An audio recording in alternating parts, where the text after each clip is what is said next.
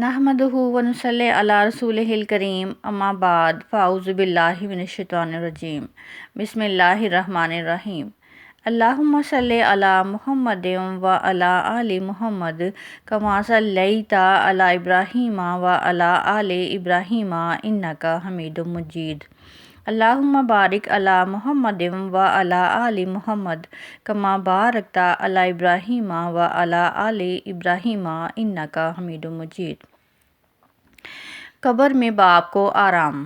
نبی پاک صلی اللہ علیہ وسلم نے فرمایا، جو کوئی یہ چاہے کہ قبر میں اپنے باپ کو آرام پہنچائے اور خدمت کرے تو باپ کے انتقال کے بعد اس کے بھائیوں کے ساتھ اچھا برتاؤ رکھے جو رکھنا چاہیے۔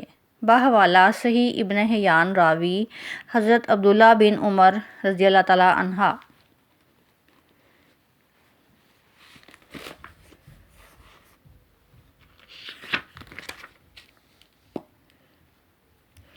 سورہ الذاریات جو پارہ نمبر 26 میں شامل ہے اور پارہ نمبر 26 کی آخری سورہ ہے، اس کے آیات کا مفہوم جاننے کی کوشش کریں گے۔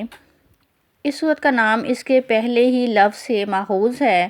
مضامین اور انداز بیان سے صاف محسوس ہوتا ہے کہ یہ سورہ اس زمانے میں نازل ہوئی ہے جب کفار نبی پاک صلی اللہ علیہ وسلم کی مخالفت جھوٹے الزامات سے کر رہے تھے، مگر ابھی ظلم و ستم کی چکی چلنی شروع نہ ہوئی تھی، اس لیے یہ سورہ قاف کی زمانہ نزول کی معلوم ہوتی ہے۔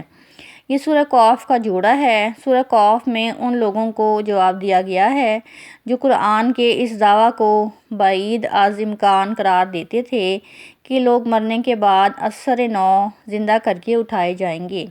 اس سورہ میں ایک قدم اور آگے بڑھ کر قرآن کے انذار عذاب کو بھی ثابت کیا گیا ہے اور جزا اور سزا کو بھی۔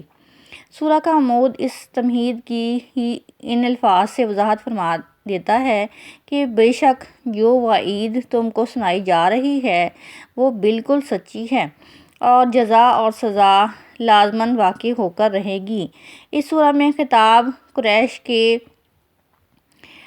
لوگوں سے ہی ہے اور اس استدلال کی بنیاد تمام تر آفاق و انفس کے دلائل پر ہے۔ آخر میں نبی پاک صلی اللہ علیہ وسلم کو اس صورت میں بھی اسی طرح سے تسلی دی گئی ہے جس طرح سے کہ سابقہ سورہ قاف میں دی گئی ہے۔ مفہوم آیات 1 تا 14۔ ہواؤں کے تصرفات اور دھاریوں والے بادلوں کے حوالے سے ان کافروں کو انذار جو قرآن کی وعید عذاب اور اس کے وعدہ جزا اور سزا کا مذاق اڑاتے اور مطالبہ کر رہے تھے کہ جس سزا اور جزا کے دن سے ڈرایا جا رہا ہے وہ کہاں ہے، اس کو لایا کیوں نہیں جاتا۔ ان لوگوں کو تنبیہ کہ پیغمبر صلی اللہ علیہ وسلم کی تکذیب کی صورت میں جس عذاب سے ڈرایا جا رہا ہے وہ بھی ایک حقیقت ہے، اور جس روز جزا اور سزا سے آگاہ کیا جا رہا ہے وہ بھی ایک امر واقعی ہے۔ اس میں شک وہی لوگ کر رہے ہیں جن کی عقلیں الٹ دی گئی ہیں۔ اس دن کے لیے جلدی مچانے والے عنقریب اس دن کا مزہ چکھیں گے۔ قیامت والے دن ان سے کہا جائے گا کہ یہی ہے وہ دن جس کے لیے تم جلدی مچائے ہوئے تھے۔ آیات 15 تا 19 میں ان خدا ترسوں کے صلے کا بیان جو غفلت کی سرمستیوں میں کھوئے رہنے کے بجائے نماز استغفار کے ذریعے سے قیامت کے دن کی تیاریوں میں سرگرم رہے۔ آیات 20 اور 23 میں جزا اور سزا کی جو نشانیاں زمین، آسمان اور آفاق و انفس میں موجود ہیں ان کی طرف اشارہ، اور آخر میں اصل دعویٰ کا اعادہ کیا گیا ہے کہ جس طرح لوگوں کے لیے ایک لفظ کا بول دینا نہایت آسان ہے، اسی طرح اللہ تعالیٰ کے لیے اس دنیا کو اس کے فنا ہونے کی بجائے ازسرِ نو زندہ کر دینا نہایت آسان ہے۔ آیات 24 تا 37 میں حضرت ابراہیم علیہ السلام اور قوم لوط کی طرف اشارہ کہ جو فرشتے حضرت ابراہیم علیہ السلام کے پاس ایک ذی علم فرزند کی بشارت لے کر آئے، وہی فرشتے قوم لوط کے لیے عذاب کا قادیانہ لے کر آئے۔ اللہ تعالیٰ نے لوگوں کو فنا کر دیا جنہوں نے حضرت لوط علیہ السلام کی طرز پکڑی، ان لوگوں کو نجات بخشی جو کہ ان پر ایمان لائے، جنہوں نے حضرت لوط علیہ السلام کی تکذیب کی ان لوگوں کو نجات بخشی اور جو کہ ان پر ایمان لائے۔ یہ اس بات کی تاریخی شہادت ہے کہ اس کائنات کا خالق جزا اور سزا دینے والا ہے، اور اس کے اس قانون مکافات کی ایک نشانی قوم لوط کی زمین میں موجود ہے، جس سے وہ لوگ عبرت حاصل کر سکتے ہیں جو خدا سے ڈرنے والے ہیں۔ آیات 38 تا 46 میں فرعون، عاد، سمود اور قوم لوط کے واقعات کی طرف ایک اجمالی اشارہ کیا گیا ہے کہ ان لوگوں نے بھی مکافات دنیا سے بے پرواہ ہو کر زندگی گزاری اور اپنے رسولوں کی تکذیب کی اور ان کی عزت کی کوئی پرواہ نہ کی۔ نتیجتاً اللہ تعالیٰ نے اپنی قدرت قاہرہ سے سب کو تباہ و برباد کر دیا۔ اس کے لیے کوئی اہتمام نہیں کرنا پڑا، بلکہ اللہ تعالیٰ کی ہواؤں اور بادلوں نے ہی سب کا صفایا کر دیا۔ آیات 47 تا 60 میں ان آخری آیات میں پوری سورت کا مضمون سمیٹ دیا گیا ہے کہ جو اللہ تعالیٰ آسمانوں اور زمین کا خالق ہے، جس نے ہر چیز کو جوڑے جوڑے پیدا کیا ہے، اس کے لیے زمین و آسمان کو از سر نو پیدا کر دینا ذرا بھی مشکل نہیں ہوگا۔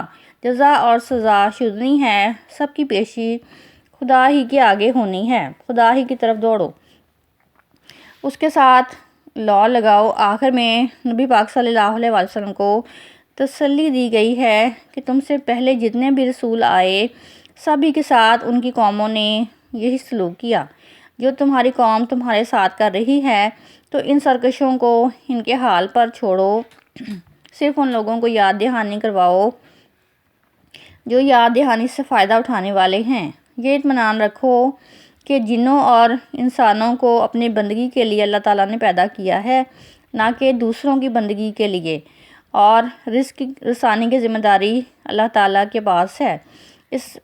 اس بات کا حاجت مند اللہ تعالیٰ نہیں ہے کہ لوگ اسے بلائیں، اللہ تعالیٰ خود سب کی روزی آسان کرنے والا اور بڑی قوت اور طاقت رکھنے والا ہے۔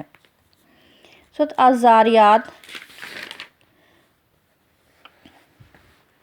کی مزید تفصیل یہ ہے۔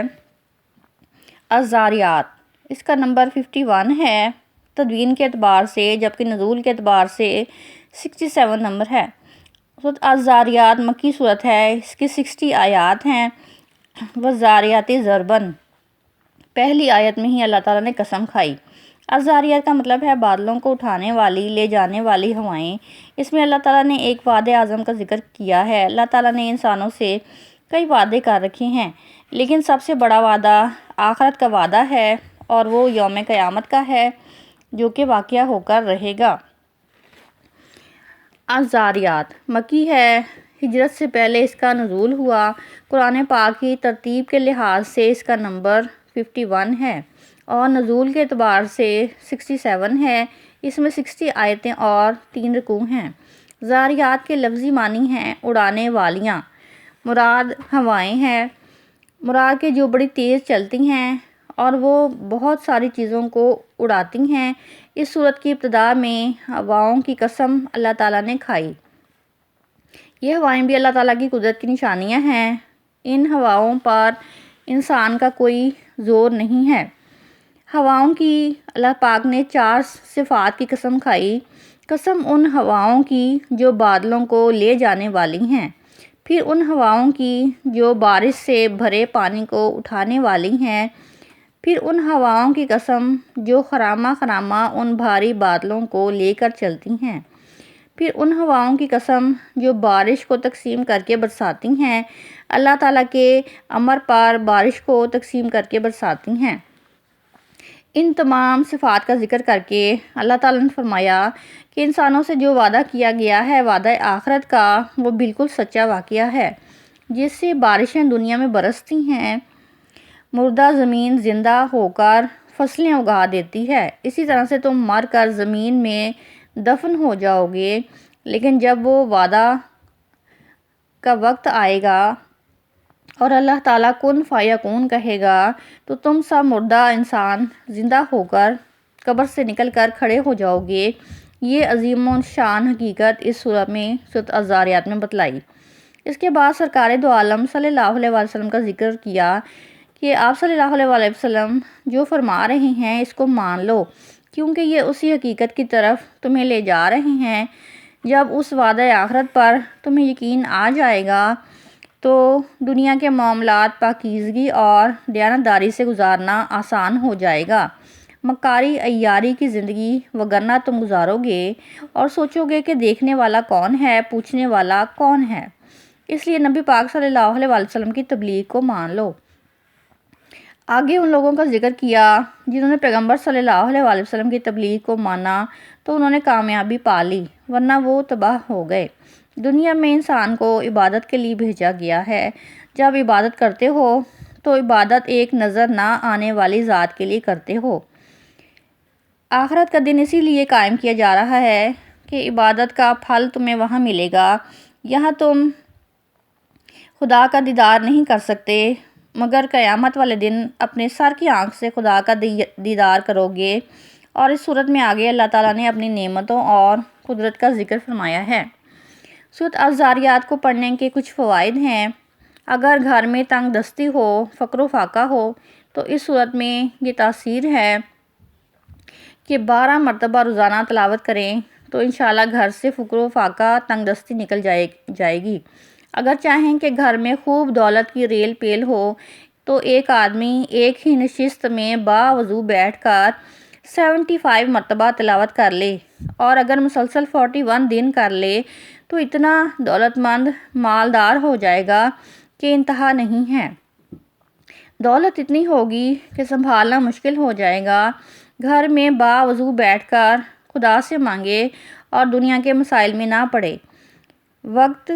اگر وقت ضرورت ہو تو وضو کر کے پھر آ جائے، ہلکا پھلکا کھا لے، مگر اس عمل کو مسلسل کرنا ہے۔ وآخر دعوانا ان الحمدللہ رب العالمین۔